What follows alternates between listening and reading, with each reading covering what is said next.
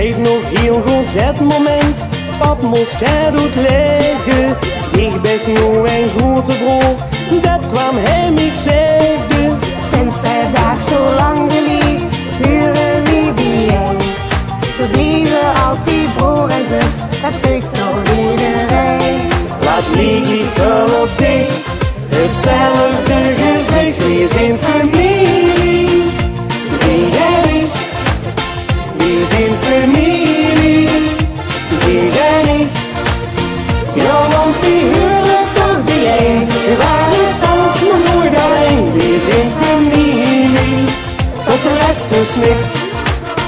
Hoeba hoeba hoeba hop, hop, hop. Hoeba hoeba hoeba hop, hop, hop. We zijn familie. Tot de laatste snik. Hoeba hoeba hoeba hop, hop, hop. Hoeba hoeba hoeba hop, hop, hop. We zijn familie. Tot de laatste snik. Nu weer niet meer thuis, we hebben het nest verlaten. Maar af en toe dan daar ligt hij om even bij te praten.